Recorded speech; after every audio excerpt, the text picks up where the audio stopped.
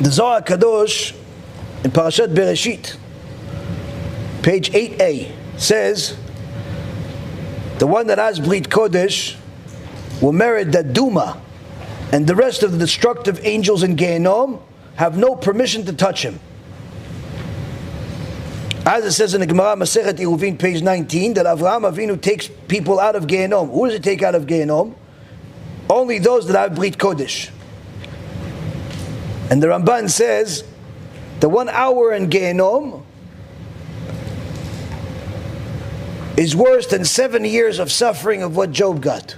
Job got the most amount of suffering that any human being got in this world and stayed alive. But his suffering was for 12 months. Physical suffering, financial suffering, every suffering you could possibly imagine he had. He was so sick that the worms and maggots were coming out of his body, not even going in. All of his kids died on the same day. Lost all of his money. He was a multimillionaire. But the suffering that he had was for 1 year. You read the book, you cry. And the introduction to the book of Job, the Ramban says, forget about this being for 1 year. Time it by 70. 70 years of this is not equivalent to 1 hour in Gehinnom. 1 hour, it's not equivalent. Holocaust, times 70, not equivalent to 1 hour of Gehinnom.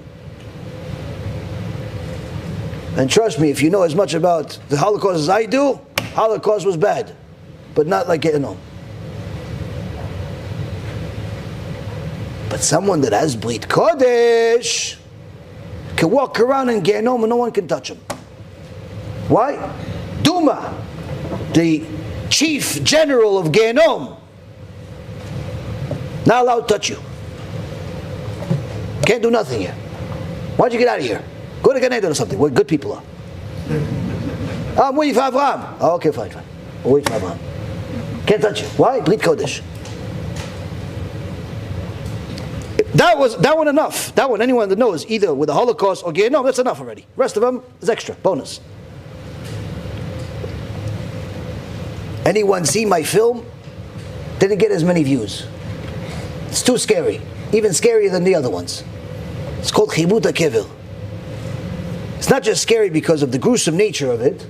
It's scary because of the reality of it. Number one, there's real life examples. Number two, anyone that's old enough has gone to a funeral.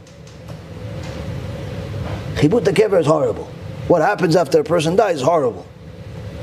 Someone that has Brit Kodesh, no Chibut Hakéver. No Chibut Hakéver. Why? The name of HaKadosh Baruch Hu, both the Yud Kei Vav Kei and the Shin Dalet Yud, are both engraved on his neshama to the extent that his body doesn't become dust, doesn't need to be destroyed. He becomes like the tzaddikim. They look like they're sleeping. And ultimately when Mashiach comes, if he hasn't come during his lifetime, his body turns into like the light of the tzaddikim. It never has to be something that turns into dust and then resurrected. Anyone that watched that film, that's enough of a reason to do the tikkun.